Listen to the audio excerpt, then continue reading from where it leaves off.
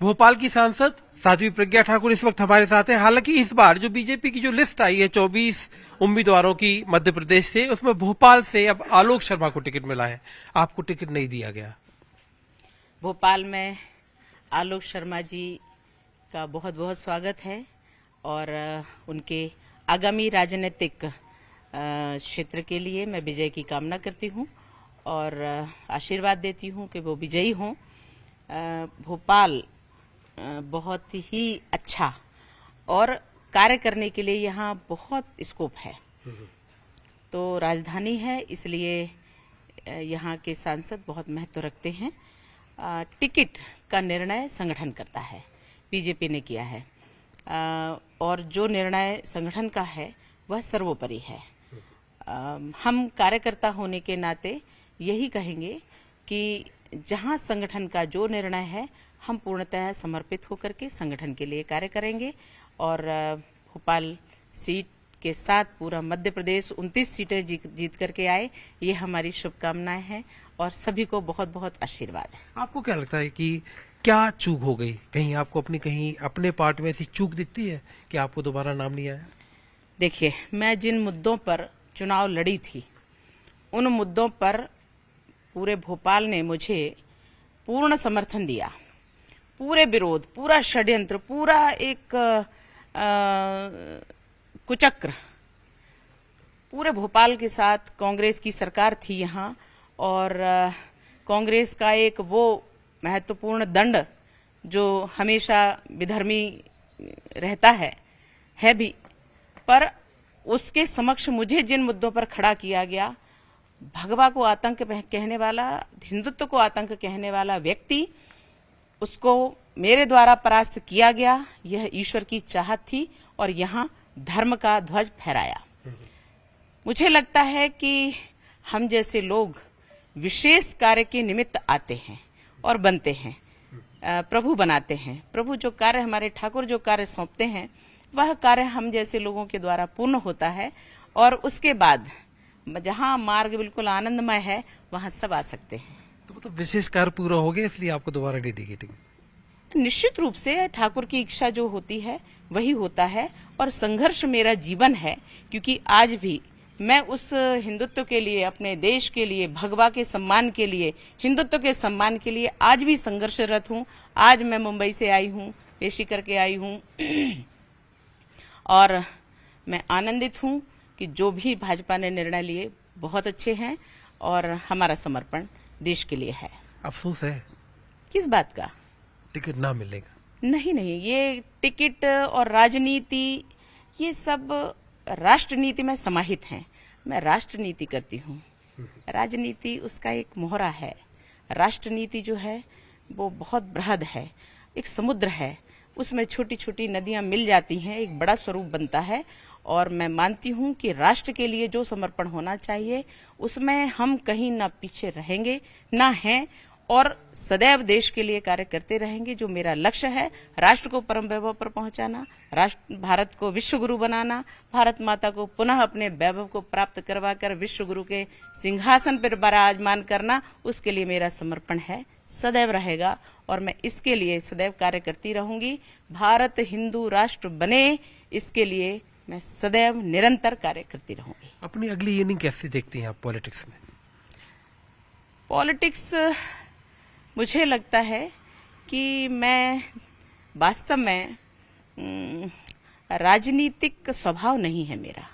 ना मैं छल करती हूँ, ना मैं कपट करती हूँ, ना मैं षड्यंत्र करती हूँ, ना मैं अपने सिद्धांतों से कभी समझौते करती हूँ और मेरे सिद्धांत देश के लिए हैं, राष्ट्र धर्म के लिए हैं, उनसे मैं कभी समझौता नहीं करती। और जब मैं इन सब से समझौता नहीं करती हूँ तो निश्चित रूप से हम भ्रष्टाचार भी नहीं किए, हम निष्कलंक होकर के बाहर आए हैं। यानी हम चुनाव की जो राजनीति, दलगत राजनीति, उससे हम अब निवृत्त हुए हैं। मुझे लगता है कि हम बड़े आनंदित हैं और हमारे द्वारा ठाकुर ने जो 5 वर्ष का काम करवाया, जन जन जानता है कि मैंने क्या किया है। मैंने भोपाल की जनता को, मातृशक्ति को, बालिकाओं को संरक्षण दिया है, मैंने हिंदुत्व का संरक्षण किया है, मैंने जो भी कार्य सरकारी थे वो मैंने किए हैं। हमने जो भी कार्य तय किए थे वो मैंने सब राष्ट्र धर्म पर चलकर पूर्ण किए हैं। और यह जन जन जानता है। सन्यासी होने के नाते लोकेशना मेरे अंदर कम है और इसलिए वो लोकेशना मैं नहीं पाना चाहती। मैं प्रचार प्रसार कम करती हूँ। काम किया और भूल जाइए, क्योंकि जनता याद रखेगी। मुझे याद रखने की आवश्यकता नहीं है। ये मेरी राजनीति कहती है और यही मेरा राष्ट्र धर्म कहता है और यही मेरे सिद्धांत कहते हैं और मैं उसी पर चलने वाली हूँ। जय हिंदू राष्ट्र। हमारे जो न्यूज 18 इंडिया के दर्शक, बल्कि देश का हर शख्स ये जानना चाहेगा, क्योंकि आपने 5 साल भोपाल में बतौर सांसद काम किया। एक बात बड़ी बीच में आई कि प्रधानमंत्री नरेंद्र मोदी आपसे आपके बयानों की वजह से बीच में नाराज हो गए। क्या सच्चाई थी? आपने क्या बात की, क्या सफाई दी? क्या वो वजह है आपके दोबारा न आने की वजह? देखिए, राष्ट्र के लिए नीति तैयार करना, राज्य के लिए चुनाव के लिए कैसी राजनीति होना चाहिए, किन लोगों को आना चाहिए। पिछली बार भी जब मुझे लड़ाया तब भी उनकी नीति निश्चित थी कि हमें आज देश की किस चीज की आवश्यकता है, देश को, उसके लिए हमें उन्होंने चुना और हमें चुनाव लड़ाया। मैं जीती। व्यक्तिगत अगर किसी को कुछ बुरा लगता है, माननीय प्रधानमंत्री जी को अगर व्यक्तिगत हमारा कुछ बोलना बुरा लगा तो लग सकता है और ये उनके विचार हैं। हमने जो कहा वो हमारे विचार हैं। हम देश को सर्वोपरि मानते हैं, उसके लिए सदैव हम समर्पित हैं और हम वो जो मानते हैं, जो हमारे विचार परिपक्व है, हम कभी हंसी मजाक में अपने सिद्धांतों को अभी मजाक नहीं करते और ना उड़ा सकते, ना अपने विचारों का उड़ा सकते। जो मेरा प्रारब्ध है, जो मेरी नींव पड़ी है संस्कारों की देश के लिए, वो स्थिर है, स्थायी है और वो चिरंतन है। हम कभी इससे पीछे नहीं हटते हैं। और व्यक्तिगत अगर किसी को बुरा लगता है तो हो सकते हैं, हमारे मतभेद हो सकते हैं, मनभेद हो सकते हैं, पर निर्णय हमारा देश के लिए है और वो मोदी जी के साथ भी है, हमारे देश के साथ है, हमारे राष्ट्र धर्म के साथ है, हिंदुत्व के साथ है, मुझे लगता है हमारी भारत माता के साथ है। इसमें हमारा और माननीय मोदी जी का कहीं कोई मतभेद नहीं है। और मुझे लगता है कि मोदी जी जितना सहन कर रहे हैं, मोदी जी जितना राजनीति के लिए सहन कर रहे हैं, उन्होंने अपना समर्पण किया है राजनीति के लिए, मुझे लगता है कि वो हर पल वो कष्ट भी महसूस करते होंगे और हर पल वो अपने को तैयार करके देश के लिए झोंकते भी हैं, अपने आप को समर्पित होते हैं। और तभी इतनी बड़ी राजनीति करके कांग्रेस जैसी विधर्मी पार्टी, वामपंथियों की जो पार्टी है, देशद्रोहियों को जवाब देने के लिए उनका वो मनोबल कभी कम ना हो, इसलिए मैं सदैव उनके साथ हूँ। देश के साथ उनके जो विचार है, मैं पूर्णतः उनका समर्थन करती हूँ, उनके कार्यों का समर्थन करती हूँ और इसलिए मैं भाजपा में हूँ।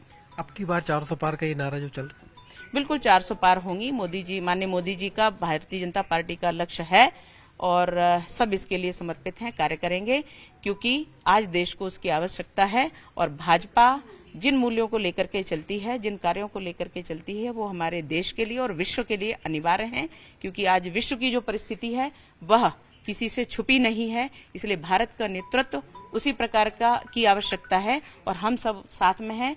भाजपा 400 पार करेगी, यह सुनिश्चित है। आखिरी सवाल, अभी अब दोबारा पार्टी नेतृत्व से, प्रधानमंत्री जी से अपनी टिकट ना मिलने के बारे में बात करेंगे क्या? नहीं, मैंने पिछली बार भी टिकट नहीं मांगा और मैं अभी भी नहीं मांगूंगी। मेरी जहां आवश्यकता जिस रूप में होती है होगी, ईश्वर वो तय करेगा और मैं उसी रूप में काम करना पसंद करती हूँ। मैं इस प्रकार की याचना कभी नहीं करूंगी कि जिसमें मेरा निहित कुछ ऐसा लगे कि इनका व्यक्तिगत स्वार्थ है। मुझे तो राष्ट्र के लिए कार्य करना है, देश के लिए काम करना है।